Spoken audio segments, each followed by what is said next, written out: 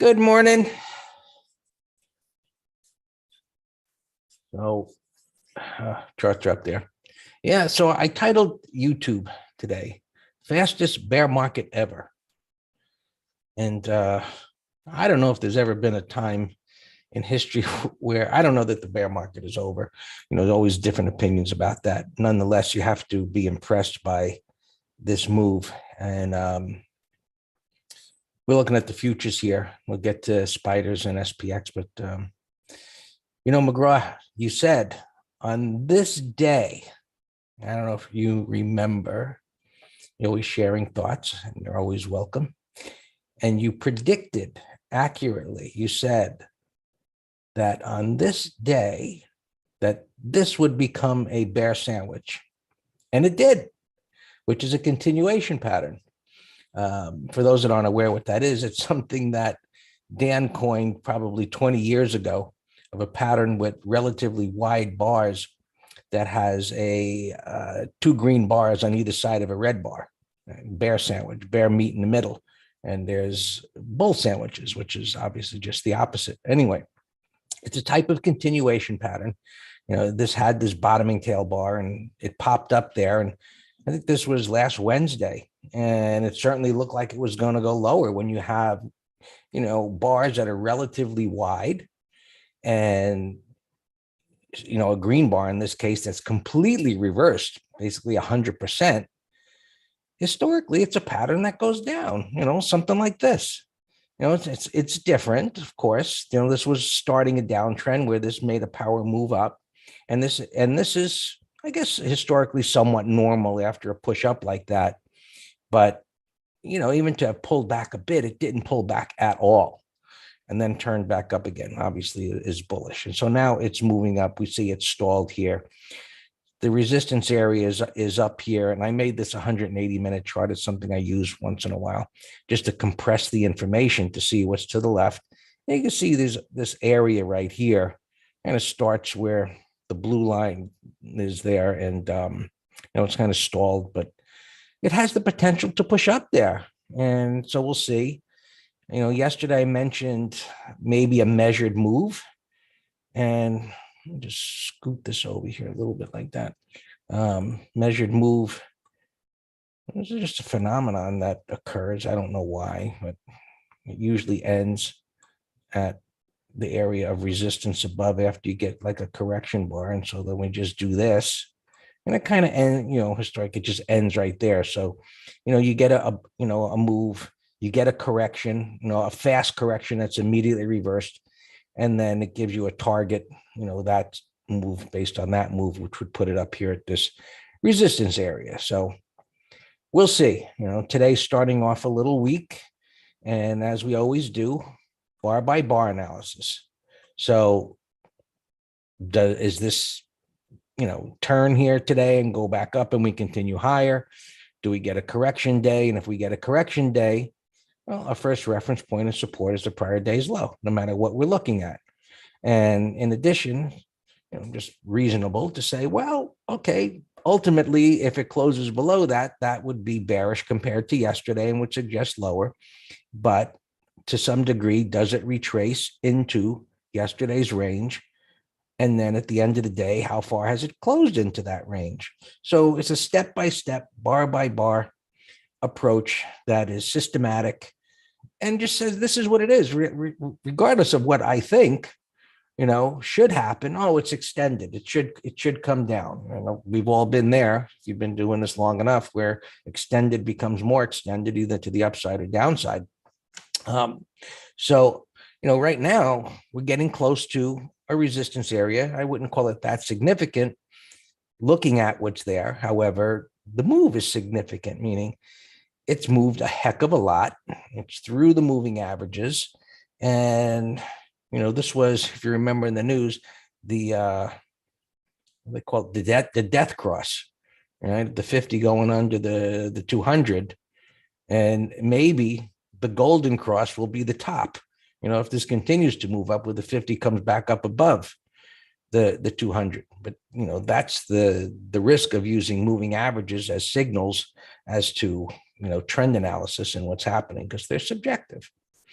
All right, so we're starting off the day a little weak. The weekly chart, just in a trading range yet. And while this isn't marked as a pivot because these highs are equal, that was that little double top what we were anticipating way back there. It did clear that area. So we'll see how far it gets. And, I don't know if there's any fib levels in here, but regardless, they really don't matter. And just pointing out that, look, it's this overlapping opens and closes. We talked about that yesterday as a reference point. Opens and closes clustered together. It's going to be where your resistance area is. And you can see 4,700, big whole number, and so on. So that would be, that's going to be an obvious place up there to, if it gets up there where there'll be sellers, resistance, whole number, measured move, and that would be the upside target for now. All right, spiders, they had the gap up and they didn't even fill the gap. And let's go push this back over there like that. So you know where the resistance is now. We can go back to our normal 60-minute chart. So we've got an unfilled gap now down here. We got the resistance up there. And same scenario. We'll see how far it retraces into here or not. See a little selling going on here this morning, but where are we? Crosshairs, basically inside, gapping below yesterday's open, but really not a big deal. You can see the hourly chart, the little trading range from yesterday.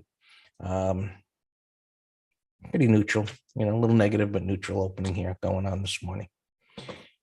So SPX, getting tricky. Not the no-brainer that it was before.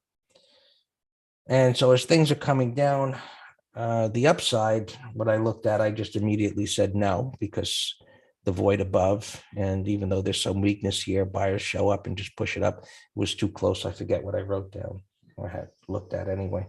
Anyway, I've got, where's my thing? 45.45. And so let's see where that is, 45.45, which is below 4,500. Let me just go and look over here. Because for some reason, TC2000 zeroes out the bid and ask. 45.45. 45. I don't think so. 45, 40, 70 by 80. So you can even go 45, 40, a little less. Oh. Yeah. 45, 50. I'm just reading McGraw's comments there. 45, 50. Yeah, it's always the half number and the whole number where things come. But so we've got an unfilled gap. We've got yesterday's low. Unfilled gap, 45, 50. And so it's kind of close, some news come out, but, you'd have to deal with it. That's the way trading is. You'd have to deal with it, but it is far enough away with lines of defense that are there. It should be okay. No guarantees, right? And so looking at the 5-minute, got this retest area, and then there's the unfilled gap, 45, 45, 45, 40, way down here. We just credit spreads. Where do you think it won't go? And so based on what premiums available and the chart, I would say it's reasonable. It's not a no-brainer. Yeah, I see this 45, 40 has juice now. It's not a no-brainer like we had a couple of weeks ago, but, and by the way, yesterday was interesting. I got an alert with the first one in a very long time, which kind of leads to, can this market really keep going up there? And even though it's extended. And so I'd have to go and look at the intraday data to see if it was just a bad tick or whatever. But the put call ratio, the total put call ratio tagged 1.2 yesterday intraday, and then it came back down. But looking at the day-to-day closes, you can see it's kind of been staying relatively high. And if it really did go down there yesterday, and maybe this will show it. I don't know. Maybe not. Yeah, maybe it did early in the day there, up there, early in the day when this came down like that. But what it suggests is that as bullish as the market has been going up, if institutions, the put call ratio was that high, intraday, which it hasn't been in so long, it kind of leads me to think, yeah, it can continue to go up because of the, belief, it's a contrarian thing that, hey, or they could be building positions, so it just happened that way that it got that extreme intraday, and it did set a low. It's not something we talk about because it happened recently, because it hasn't happened in a real long time. So breadth was good yesterday, a little bit of, not extreme put buying, but, you've got the moving average here still below the bands. So should we continue to get a push, this will come up here. And of course, we'll already be thinking, based on what I've already said, that it'll be a high point. But when the internals agree with the chart pattern, you've got that additional confirmation. It's the same thing what we talk about in MT Live, which is today, and we talk about different concepts. Each week is a different concept that we talk about. But when you combine the concepts, so we have a pattern, that says, hey, something should happen, but then we have market internals that are in agreement with it. It adds to the probability that the pattern is going to follow through. So you saw a breadth as high as it was. So that's our first warning, Will Robinson. Be careful here. The air is getting a little thin. Sentiment's not there yet. We're getting closer to where sellers should be in the measured move, and so on and so on and so forth. Volatility index getting real low. So again, little warning sign. All right. Qs, coming up, they're at this pivot high there. So they led the way up. If you look at the measured move kind of thing, same situation, puts it up around there. So, and we'll just, as we do, does it break a prior bar's low? Raise the line. Where's support? You see the little cluster there. And so intraday, the deeper it goes down into here, the more bearish the day. Where does it end the day? Just so if you get a big red bar on the daily chart during the trading day and it's 11:30, it could be a bottoming tail bar at 4 o'clock. YM down about 100, little inside bar there, stalled, resistance up there. Russell breakout. Wow. And I'm saying wow because of the weekly chart. I mean, that doesn't mean this isn't going to roll back over, but I mean, it just leads to the schizophrenia of this market. And it's been that way for a while, just things get to normal, and then the schizo comes out again. But a year-long base, and it breaks out and it fails, breaking down, and it stabilizes essentially in the middle of nowhere. But it reinforces the concept of creating support where there is none.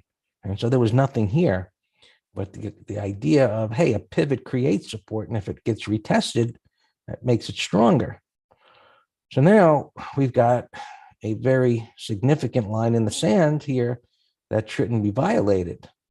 Especially now that this is cleared. But so, this kind of price action certainly doesn't lead to confidence that this won't fail, but that's the unknown. So right now we've got a bullish pattern, and we've got so many patterns on stocks that look similar to this, meaning the junk is now participating, which also leads to, hey, the markets keep going up. Now the junk is participating.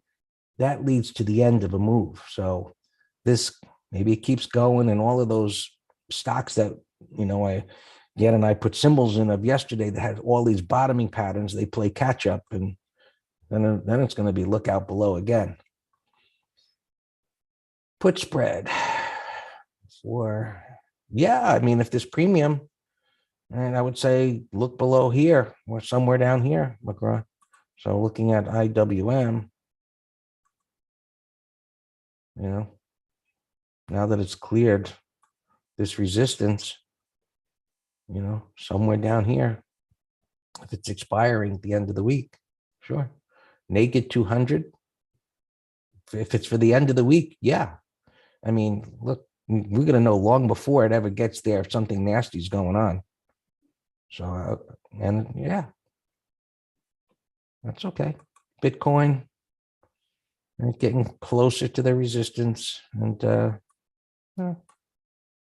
so far just stalled. No big deal. It gapped up. Crude oil, coming off of the low. Spoke about this yesterday, but the market didn't really care.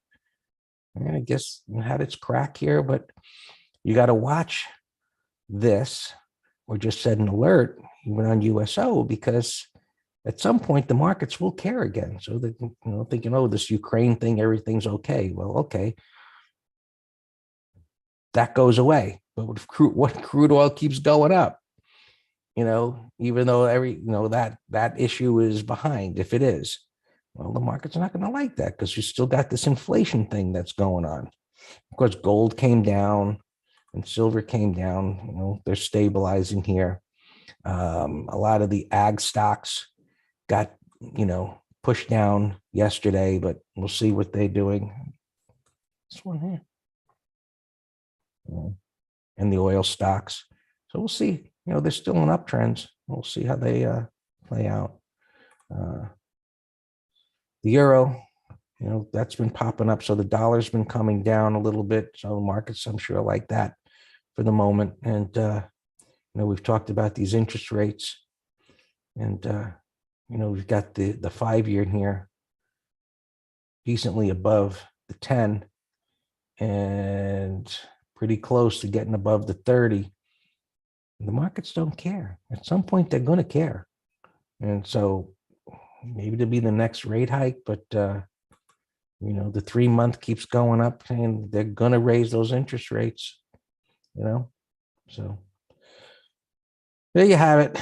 Markets look like they can go higher, and bar by bar, we'll see, do they break a prior day's low? What I explained today, systematic way of doing the analysis, or do they just keep marching up toward that resistance? All right. Man, I talked too long, Dan. Sorry. All yours.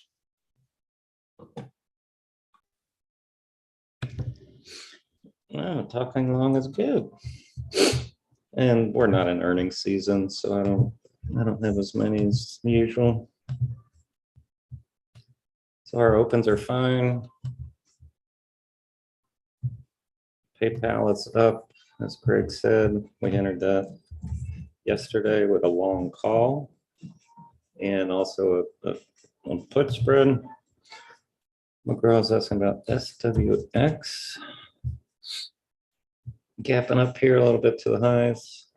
I like the monthly McGraw. Looks like it might go to 85. You got a Climo on the weekly.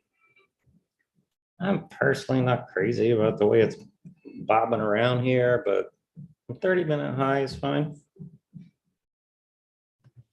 Yeah, McGraw, I don't know, if you're in our room all day or not anymore, because you're a busy boy, trading and working your farm and everything. But yeah, I was pounding the table on IWM yesterday. Yeah, I said this was the one to play catch up, bullish gap, relative strength. Right when we had this 180 reversal yesterday morning on the 15, that was a beautiful entry. I told the green room they could enter right there. All right, let's see what I have here on my list. AER had earnings gapping under this pivot. So that's a, short watch, call spread watch. Like GME, I've been watching for a while. Big, long-legged doji after a wide range ending bar. Now it's gapping down. That's a definite call spread watch. Disney, they just opened up a can of worms, fighting DeSantis over this, GBT bill for kids. And, there was a headline that said, in Disney, you can no longer say boys and girls. And I'm just sitting, I was ready to throw up. I'm like, you're the entertainment king of the world, particularly for kids. And you can't call them princess, you can't call them boys and girls, welcome boys and girls. It's pretty pathetic to me. But we're traders. That was a nice gap yesterday. Let's check this out for a put spread. Recent crazy looking IPO. Agree, Stephen. That's the problem. I agree with you. Oh, wow, this gap's big. I didn't know it was that big. Wow, if this were gapping just over, here 280, then it would be good. But wow, that's off the charts gapping.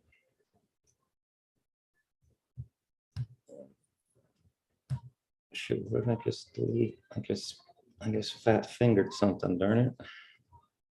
All right, Hood. I knew this was new. This was on my list yesterday, but you had all these overlapping bars, so it wasn't a tier one to me. Look at that volume. So in today's paper, it said the reason that it ripped. Can you believe this, Greg? The paper said the only reason was because they extended their trading hours to 7 a.m. to 8 p.m. I'm like, are you freaking kidding me? That's going to make your stock go up 24%. A buddy of mine trades on that competitor, Webull, and he tells me he's up at 5 a.m. trading on it. So I kind of was shocked that Hood wasn't already longer. But anyway, we sold a way out of the money. I forget, $12 or $13 put. And let's keep an eye on this for a directional. Oh, MU is what I fat fingered, I think. So MU had earnings. Nice close, nice pre-market buy setup. So I like this both for a put spread and a directional if it sets up. BRNT, I just see one print up here. I don't trust pre-market unless it's liquid. But another put spread idea, and this could go to 52.50, 53. And if this gap's real, then it's already to my target. Sure, McGraw, let's look, sure. That they're going to contract big time after earnings and with the gap, but yeah, let's take a look. PSO bearish gap down, but wow, look at that thing trade. That has to be an ABR. L-Fly, you look like a SPAC piece of junk. Big fat trading range. Now this is actually a pattern, McGraw and others. This is a pattern for a condor.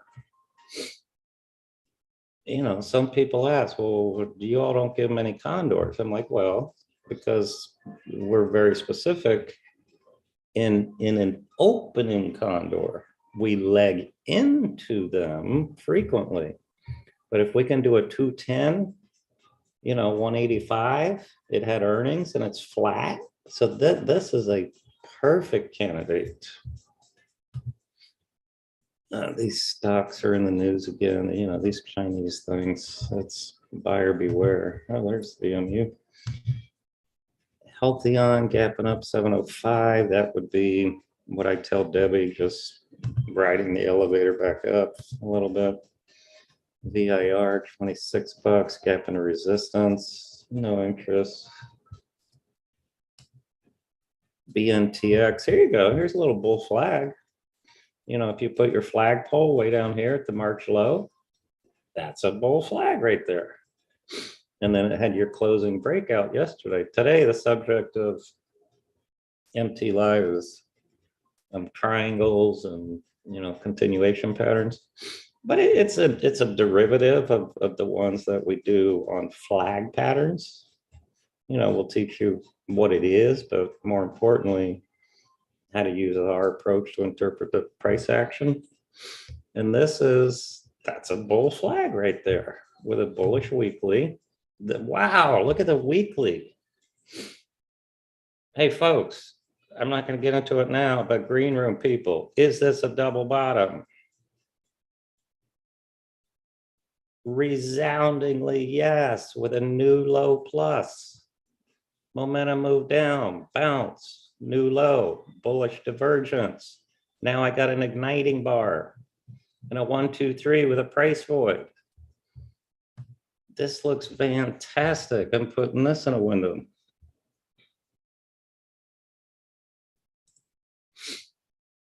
GM2X. Yeah, so that's a tier 1 put spread also. So, these ones, so MU and BNTX, we're already in PayPal, but those are tier 1 candidates if they set up in the first 5, 10, 30 minutes. SPWH, oh, that's a bearish gap into that breakout bar. That's ugly. RCII, potential bottoming pattern. There's no something bar here. There's no price void. PVH, no pattern. Micklin, gap's too big. Lulu, gap and crap candidate. Excessive gap into earnings after an excessive move. But do not even think about it until we have more information. These things, you might sometimes they get quick profit taking and then it'll rip in your face. But my bias is a call spread candidate. MU is ripping, so it ripping coupled with the fact that they're going to be spready. I don't see anything to do there. But I'm going to check Lulu. Shoot, our PayPal bottom right is pulling in. And we would obviously do the front month. And I'll go $10 higher for starters. Yeah, see, they're spready.